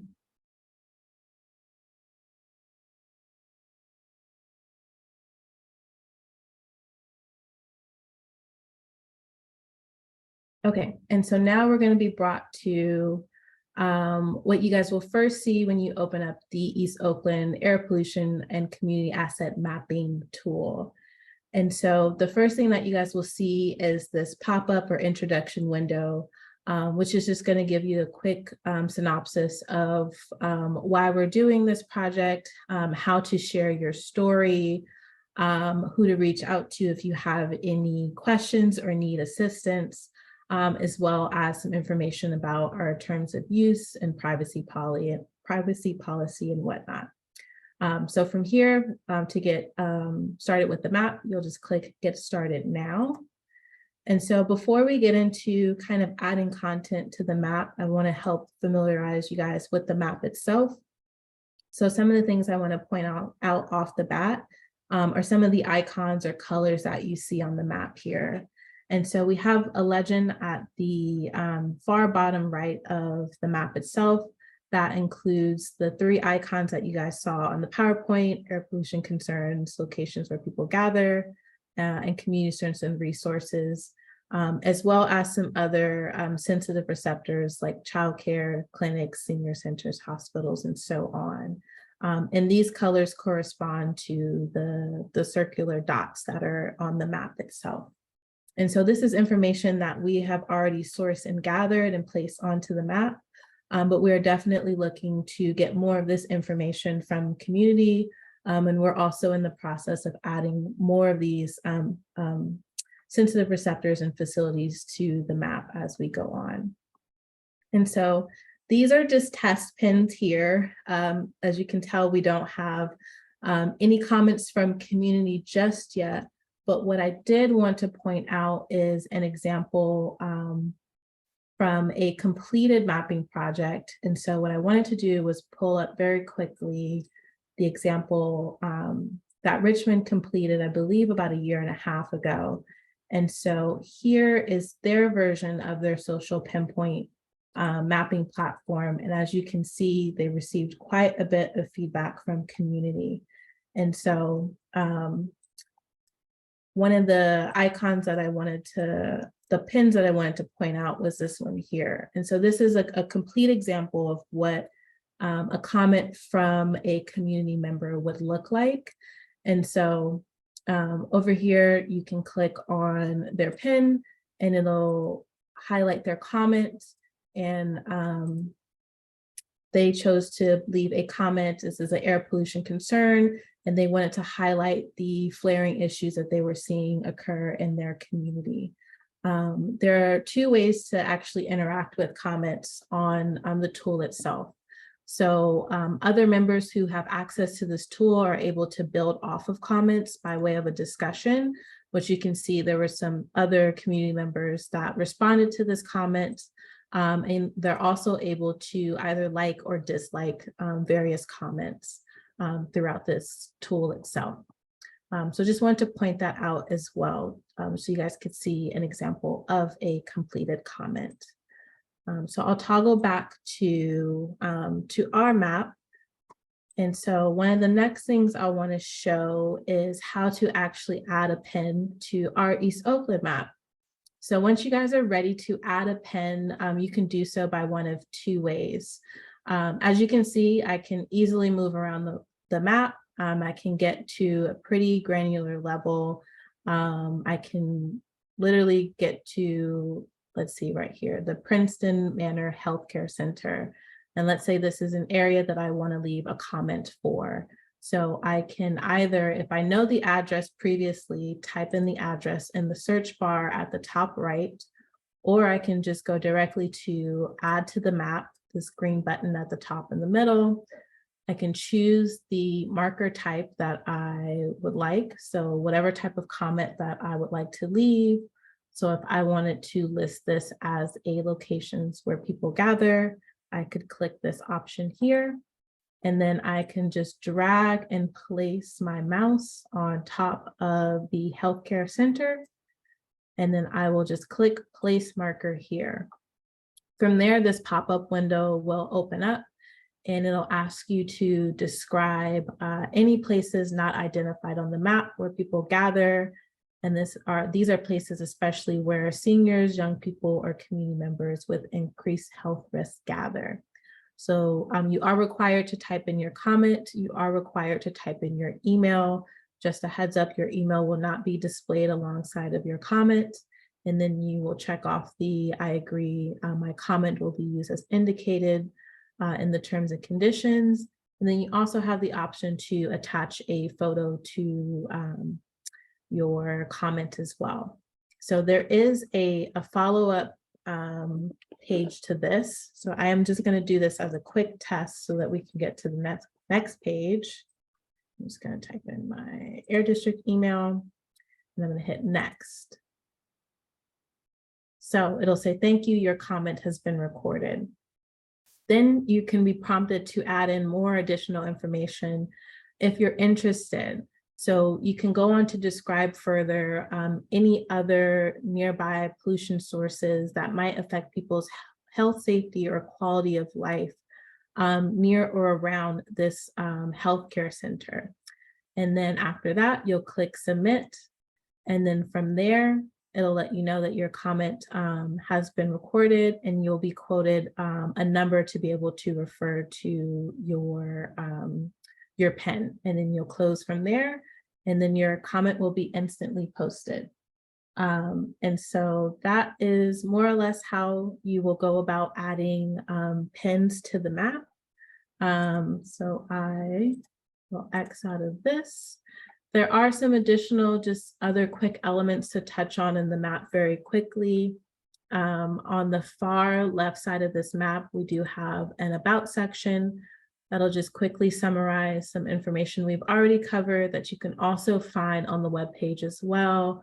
Instructions again on how to add to the map, who to reach out for technical questions, the legend, and then another cool unique feature about this is once we start getting in comments and feedback from community, you'll be able to sort the feedback and the pins we get from community in this activity window here as well. You just are now looking at all of my test pins, but that is it. So I want to see, I'll ask for a quick time check to see how we're doing.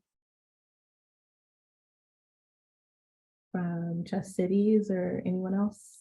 How are I we think we're gonna, if you're done with your part, we're gonna move to Anisha's part and then take questions at the end due to limited time.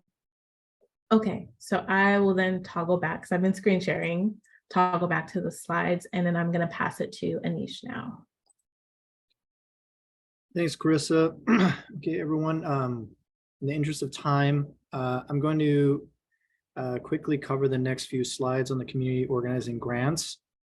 So we have time at the end for questions, because that was a lot of information and I'm sure everyone has questions and about the tool. The Air District is offering grants up to $7,500 to nonprofit organizations based in or that serve communities within the East Oakland SERP project area. Overall, there's going to be 30,000 that will be awarded, and all projects will begin mid-September and run through mid-October. The purpose of these grants is to support outreach to vulnerable and underrepresented communities within East Oakland and get them to use the mapping tool and add pins and information that will inform the strategies for improving air quality in East Oakland. And I just want to reiterate that this is an effort to fill gaps in the emissions inventory and other information the district has about the community that will inform strategy development. The link on this slide will take you to the Air District's East Oakland Community Mapping Project webpage. But I'm going to go ahead and copy and paste the link in the chat for you so you have it at your, so you can go ahead and save it and check it.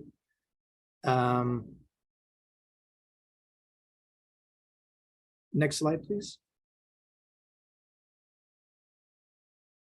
Yeah, and so this is here are some key dates for this project.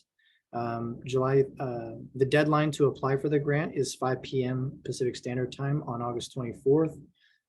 Grant awards will be announced on August 31st, and projects will begin September 14th and end October 19th. After completing the projects, the grantees will attend the November CSC meeting to share a summary of their projects with you all. Next slide.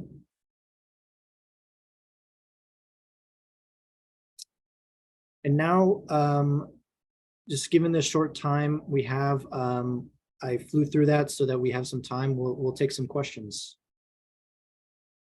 Oh, and I do just want to say, if you are interested in learning more about the grant program or the community mapping project itself, we just conducted a informational webinar yesterday. It's much more detailed and in-depth, and it's a recording of that will be posted on our webpage on the Air District's website next week. I'm working on that right now, getting that posted, and I can send that out to the group once that's posted, so you all can access that. And then also too, if you have any questions, feel free to contact me directly, and I'll put most of you should have my email, but I'll put it in the chat right now too.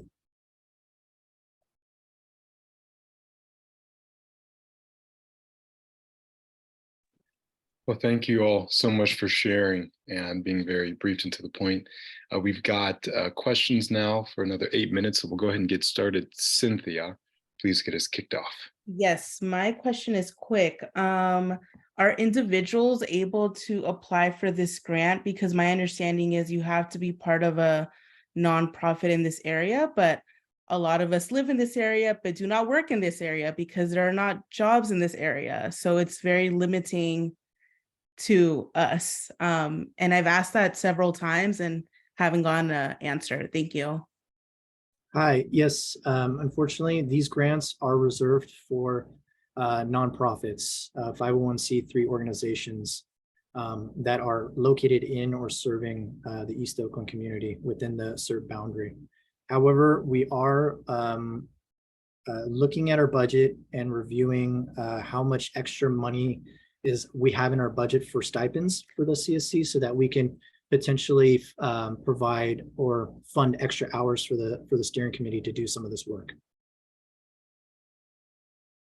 Thanks for the question, Cynthia. Charles, I'm gonna make another note before I get to you. Reminder, if you haven't spoken yet, we do want to hear from you. This is our last Q&A before we go into announcements.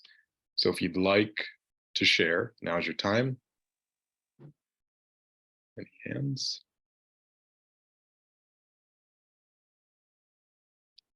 Okay, Charles.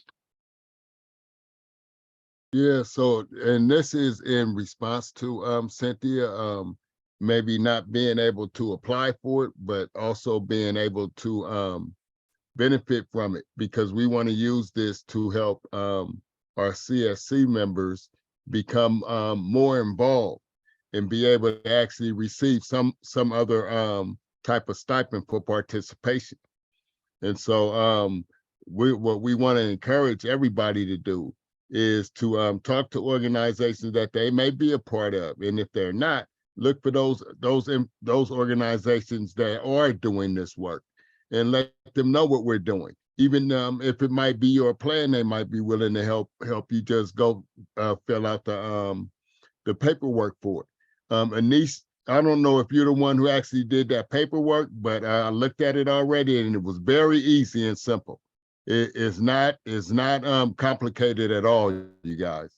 So, you know, take a chance. If you have an idea and all you need is some funding to help it, you know, work with somebody that can help you do it. You know, but this is an opportunity for us as community members to have some funding behind this work we're doing. So look into it, you guys, because we will be doing this for you guys.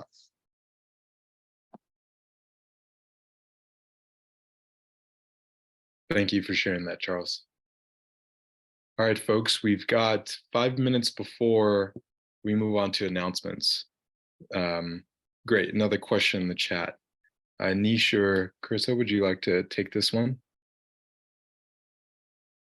Yeah, I can take this question. Thank you, Jamie. So we're not necessarily, we don't have like a target number of pens that we want to get onto the app. I think the idea is that we want to focus on the quality of responses rather than the quantity, and more specifically reaching out to those underrepresented groups or groups that we have not been able to reach just yet. I can say, I think with the Richmond example, they did receive a few hundred comments or responses onto their map. Not to say that we have to meet that or go above that, but that's what they reached. But hopefully that answers your question. Right. No, my question was more about the grants, because I think I heard you all say you had an info session yesterday or recently, and I'm curious how many agencies might have attended and how many you might expect, because if it's only going to be up to $7,500 or so, and there's a maximum of $30,000 available, there's only a few projects out there, and if it's like 50 applications, it's I mean, it might not be worth a lot of effort to create more and more applications. Yeah, I can take that. At yesterday's webinar, we had 3 to 4 organizations join and listen in on that. And in terms of the maximum individual grant is $7,500 with a total of $30,000 totally available. And so if all grants are the max, that would be 4 grants awarded in total. Thank you for sharing. Ayana, go for it. Hello, Anish. Quick question. If members of the CSC missed out on the webinar, are we able to access that on a specific site? And if so, can you disclose that information? Yes, I'm working right now to get that recording posted on our website, similar to how we post the recordings of the CSC meetings. It will be on the East Oakland, it'll be on the Air District's East Oakland AB 617 CERT webpage. Once that's up, I will send an email letting everybody know that it's there and can be accessed. I'm hoping my target is to get it posted either tomorrow or at the very latest Monday. Great, thank you.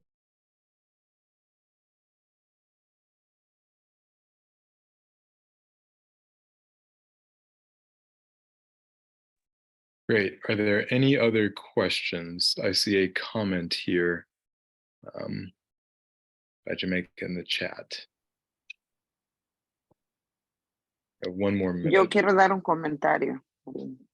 I would like to make a comment. Go for it. Adel, Sí. Me gustaría, I ¿verdad? would like to do this work, but I would also like that my community, there's a lot of information in our communities, right? People that don't have work and that they could do it. Or, yeah, but they're not associated with an organization. So we can support them that way. We can support our community that way because our community needs it the most. And they have a lot of information to give. Thank you.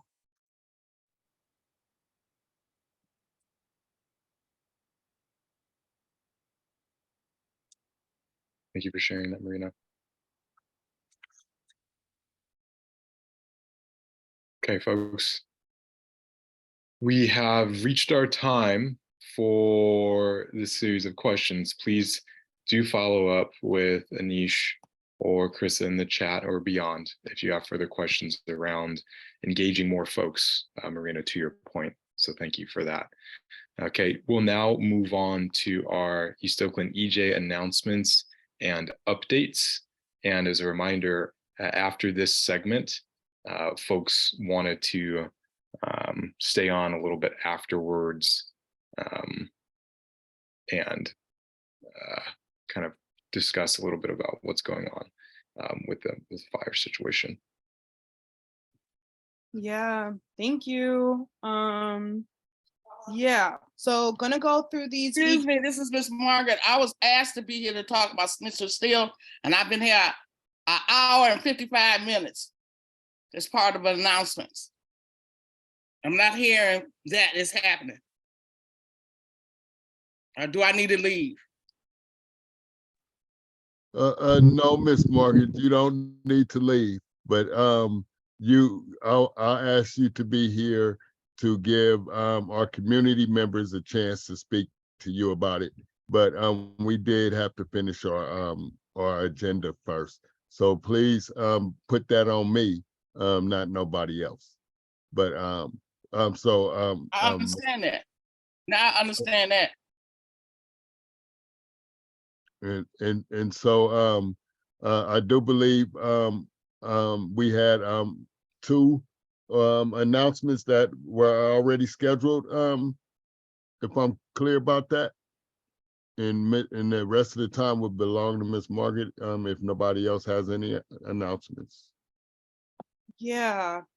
So we have a few announcements. I can start them off and then Miss Margaret will pass it to you.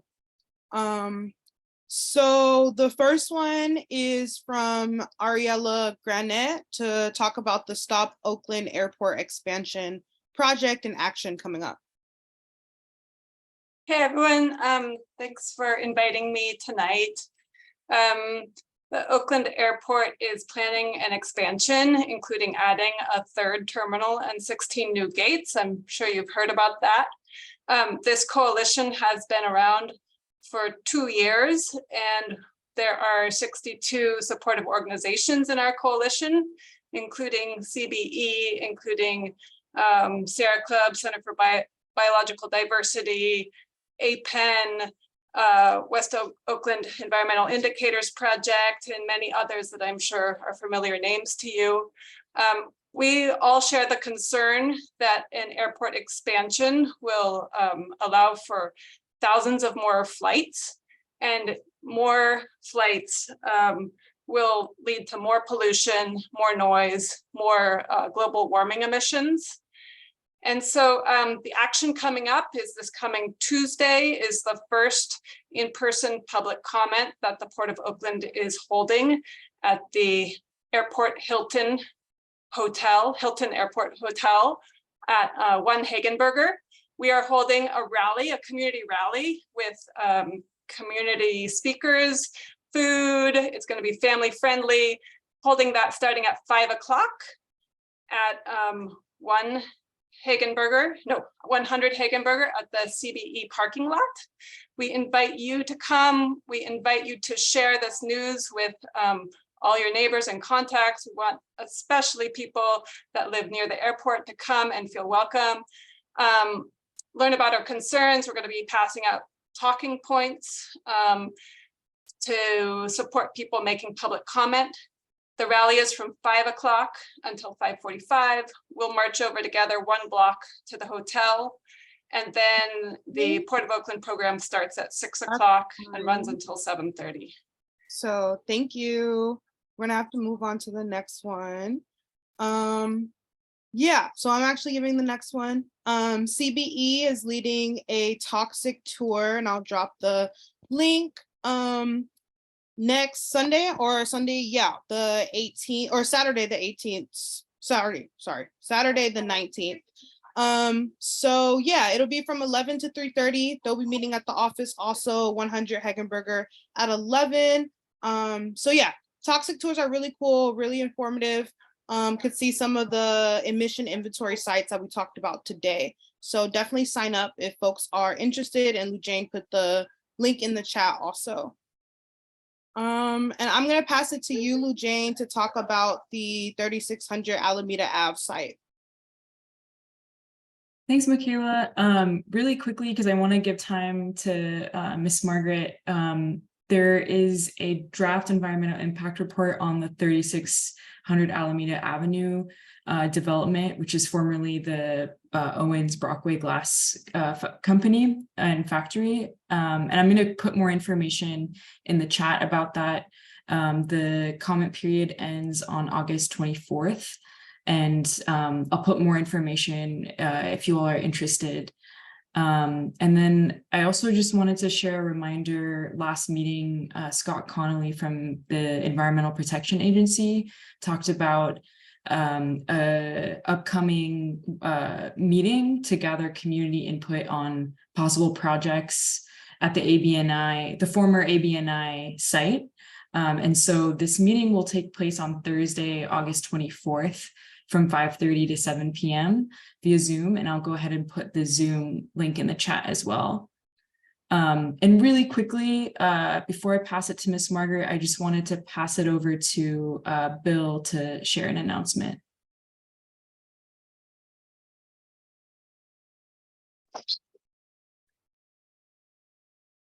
Wanted everyone to know that we're going to have a tour of art and materials. I work with Jane. Everyone's got. Hey, Bill, Bill, we can't hear you, Bill. Too quiet? It was staticky for some reason. Yeah, is that better? Yes, sir. Thank you. Okay. Yeah, thank you, Charles.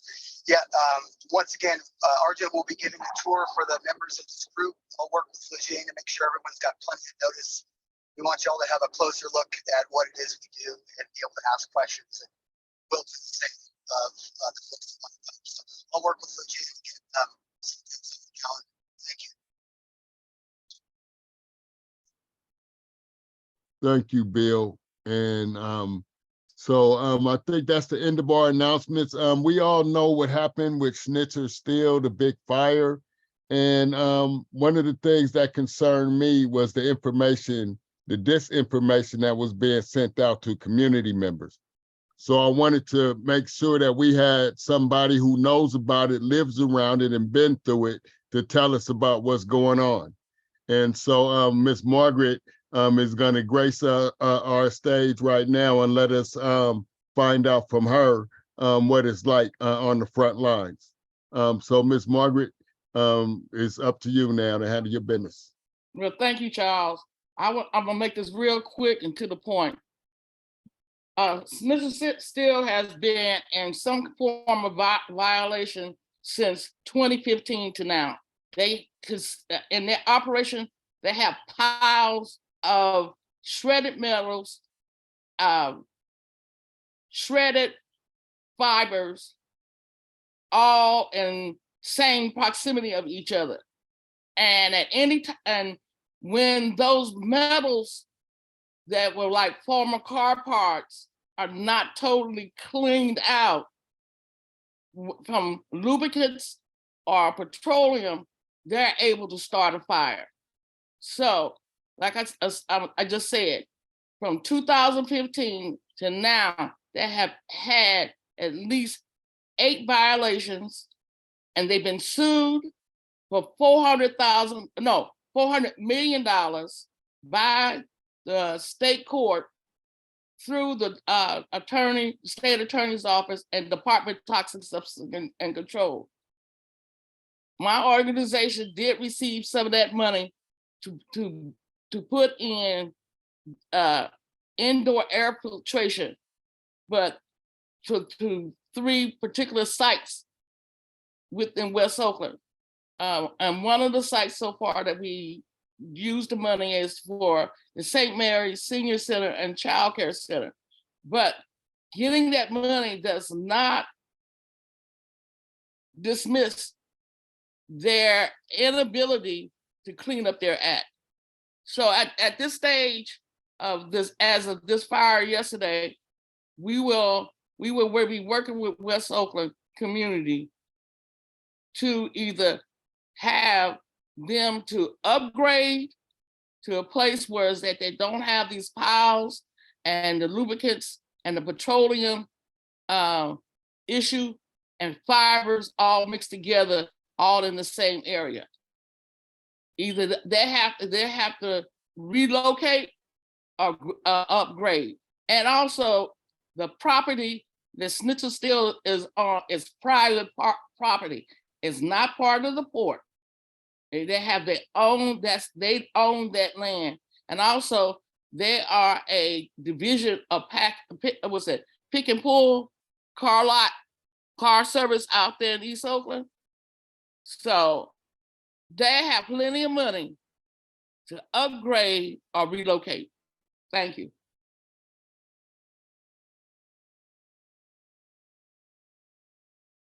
Thank you, And Ms. good night. Yeah, thank you. So I think that concludes our announcements and everything. Yeah, I don't know if I should pass it off to someone, but thanks y'all for a great meeting. Ayana, do you want to say goodbye? Thank you. Well, we want to thank everybody for a great meeting. One of the things I noticed, you guys, we have 56 attendees today. And normally we're in the 40s. So whatever we're doing it better. And we want to continue to increase our community participation in our meetings. And we want to thank all of you for the questions that you asked, and continue to ask those questions in between these meetings. If whatever questions you have, we have staff that's open to you, because we want full participation in this, you guys, because it's going to take all of us to solve these problems. Oh, and I was hoping that Ms. Margaret would have talked more about the actual health impacts of what's still happening. But right now, I have to say, thank you guys all for showing up, and thank you for a productive meeting.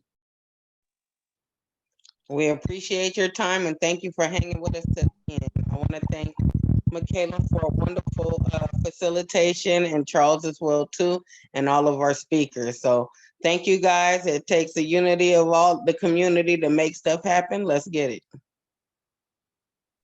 Thank you. Bye. Thank you. Uh, Thank you. Thank you very much. Thank you. Take care. Good night. Next meeting, September 14th. See you there. Okay. Gracias, buenas noches a todos. Thank you. Good night to all and blessings. Bendición.